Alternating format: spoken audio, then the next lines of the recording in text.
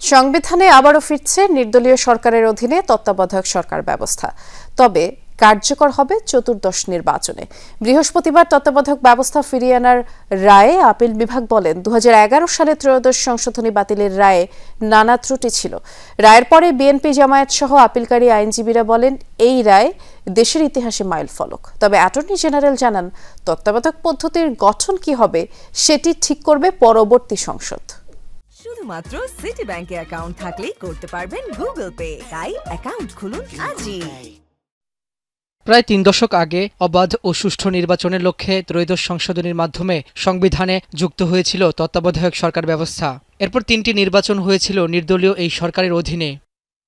1996 সালে তত্ত্বাবধায়ক সরকার ব্যবস্থা অন্তর্ভুক্তির আন্দোলনে নেতৃত্ব দিয়েছিল পতিত আওয়ামী লীগ, কিন্তু 2011 সালে ক্ষমতায় এসে সর্বোচ্চ আদালতের রায়ে পঞ্চদশ সংশোধনীর মাধ্যমে বাতিল করে দেওয়া হয় সেই ব্যবস্থা। এরপর 3টি নির্বাচনে একতরফাভাবে জয় পায় আওয়ামী লীগ।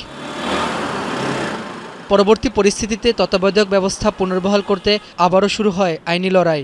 আপিল বিভাগে বিএনপি জামায়াত ও সুজন সম্পাদক বদিউল আলম সহ 5 বিশিষ্ট ব্যক্তির ও রাষ্ট্রপক্ষে শুনানি হয় 10 দিন। বৃহস্পতিবার সংবিধানে তত্ত্বাবধায়ক সরকার ব্যবস্থা ফিরিয়ে রায় দেন দেশের সর্বোচ্চ আদালত। প্রধান বিচারপতি সৈয়দ রেফাত আহমেদের নেতৃত্বাধীন 7 বিচারপতির পূর্ণাঙ্গ বেঞ্চ সর্বসম্মতিক্রমে এই রায় দেন। আপিলকারী আইনজীবীরা বলেন তত্ত্বাবধায়ক পুনর্বহাল করে দেয়া রায়ে দেশে আবারও ফিরে আসবে গণতন্ত্র।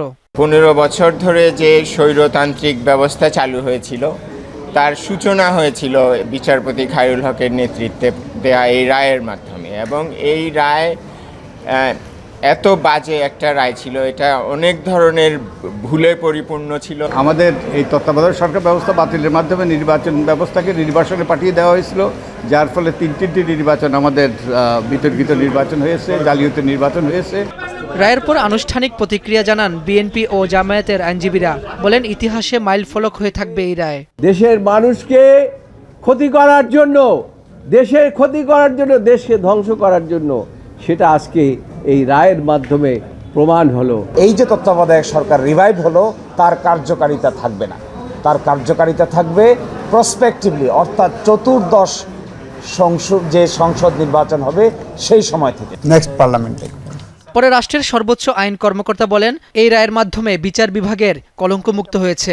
এই রায় পরবর্তীতে আর রিভিউ করা যাবে না। তত্ত্বাবধায়ক সরকার বিলোপ করে যে নির্বাচন হয়েছিল, বাংলাদেশের গণতন্ত্রের যে কবর রচিত হয়েছিল, আর তত্ত্বাবধায়ক সরকার পুনর্বহাল হওয়ার পরে গণতান্ত্রিক পথে বাংলাদেশ, মহাসড়কে বাংলাদেশ হাঁটবে, এই সাবজেক্টের উপরে ত্রয়োদশ সংশোধনীর উপরে এইটা এখন past and close chapter. Second review আমাদের আইনে পারমিট করে না। ঐতিহাসিক এই রায়ের পর্যবেক্ষণে আপিল বিভাগ বলেন তত্ত্বাবধায়ক সরকার বাতিল করে 2011 সালে এবিএম খায়রুল হকের আপিল বিভাগের সেই রায়ে নানা ত্রুটি ছিল।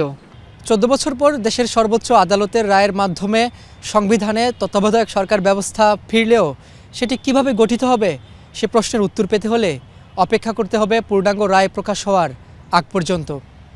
তবে আইনজীবীরা বলছেন এটি যেহেতু চতুর্দশ নির্বাচন থেকে কার্যকর হবে, সে পর্যন্ত এই ব্যবস্থায় আমূল পরিবর্তন আসতে পারে। রাব্বি হোসেন, যমুনা নিউজ, ঢাকা।